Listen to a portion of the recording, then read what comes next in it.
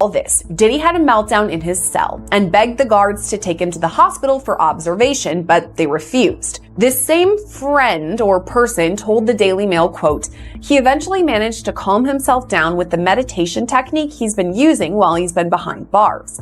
It took him." He's here. You didn't have to track him down.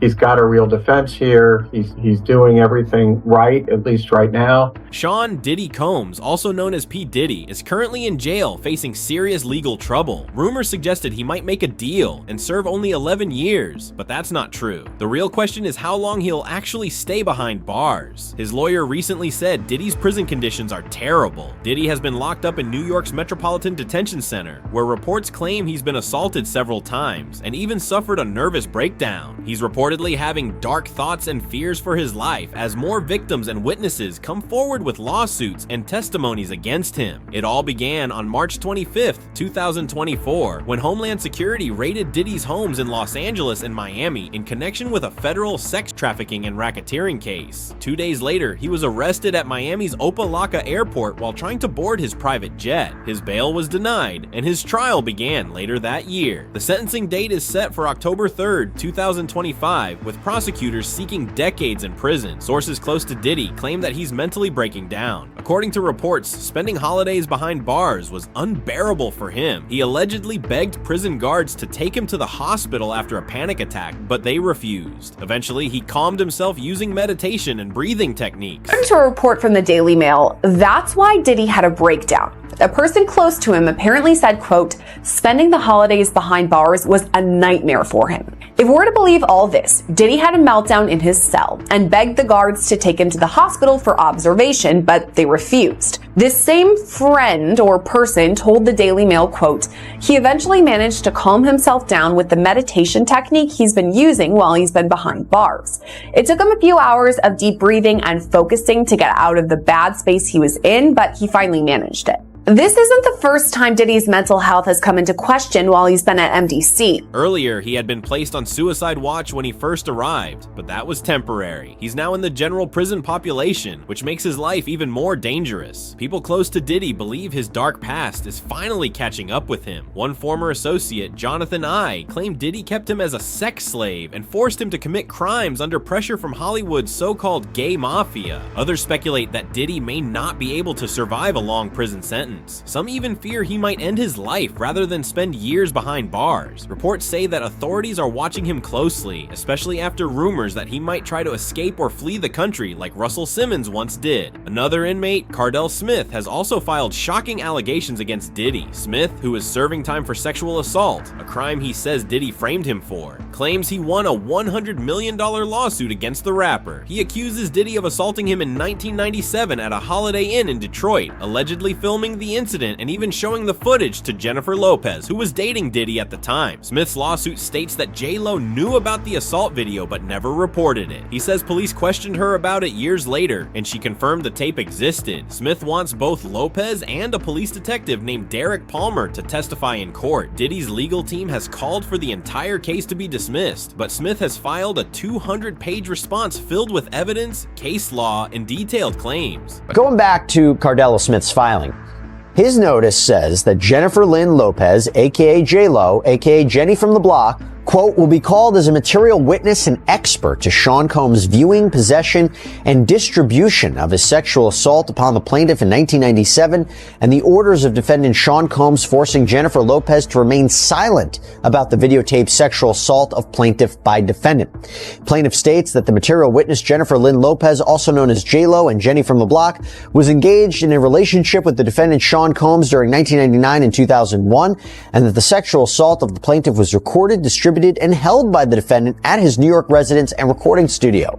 And during the relationship with Jennifer Lopez, she was made privy to this video that was taken by Sean Combs and his employee Kirk Burrows. She, J-Lo, has known this video existed and was in existence and took no action to make it known to anyone in law enforcement, and that she was even questioned by New York Police Detective Derek Palmer about this matter, and that the report will show that her answers to this tape was and still remains a resounding yes to its existence. He also accuses Diddy of threatening him and his family to keep silent, saying he only came forward after Homeland Security raided Diddy's homes, believing it was finally safe to speak out. Smith insists that fear for his and his family's safety is why he waited so long to report the alleged assault, and that this fear should override any statute of limitations. He also claims that while in prison, guards and inmates have threatened him on Diddy's behalf. In short, Diddy's life has turned into a nightmare. From one of music's richest moguls to an inmate struggling with mental breakdowns, threats, and a growing list of disturbing accusations that could keep him behind bars for decades. As Sean Diddy Combs remains in jail, more lawsuits are piling up against him. Allegedly, he tried to silence victims for years, but now voices are coming forward. High-profile names like Jay-Z and Jennifer Lopez are reportedly involved, and others may emerge as the case progresses. Sources say Diddy is terrified for his safety. Meaning he'd let the matter settle itself in court. But now in a new lawsuit, a Texas man is claiming Jay-Z's lawyers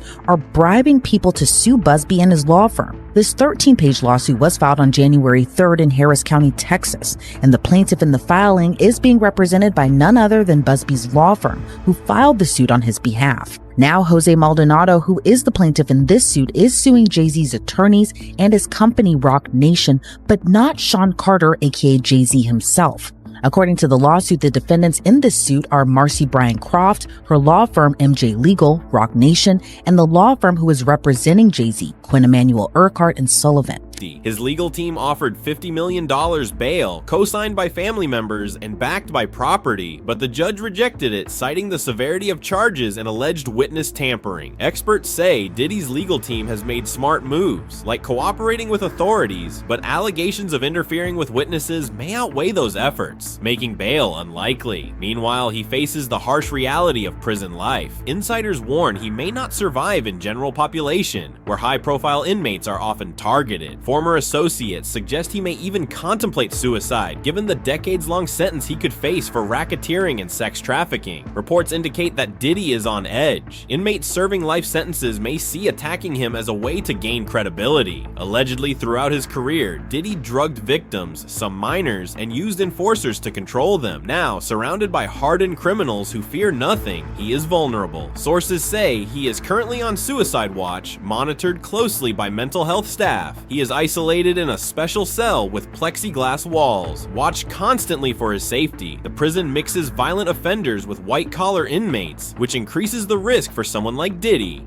Diddy's situation is sending shockwaves through the music industry. Reports claim Jay-Z is anxious about being implicated. Diddy's legal team has tried to force disclosure of victim names, but these requests were denied. Allegedly, Jay-Z's lawyers even impersonated law enforcement and attempted to bribe or intimidate witnesses, leading to new legal troubles. A Texas lawsuit filed by Jose Maldonado accuses Jay-Z's attorneys and Rock Nation of orchestrating a conspiracy to pressure former clients into suing the Busby law firm. According to the lawsuit, agents pretending to work for the state offered money to manipulate victims, were caught on audio, and detailed the scheme in recordings. The suit says Marcy Croft, a lawyer connected to Rock Nation, orchestrated the effort. Jay-Z himself is not named, but the suit links him to Rock Nation, implying oversight of the alleged actions. The lawsuit describes multiple attempts to contact Maldonado, including going to the wrong address and falsely claiming to be federal officers, to push him into filing a case. In short, Diddy is facing severe prison conditions, mounting legal pressure, and a growing web of lawsuits involving high-profile figures. His safety, mental health, and future freedom are all at serious risk as the cases continue to unfold. P. Diddy's legal troubles are growing worse. Jose Maldonado filed a lawsuit accusing Jay-Z's team of illegally contacting former clients to pressure them into suing Busby law firm for money. Busby called these actions illegal and unethical and vowed to continue defending his clients. Marcy Croft, accused in the suit, denied wrongdoing, saying she is committed to truth and justice and would fight back.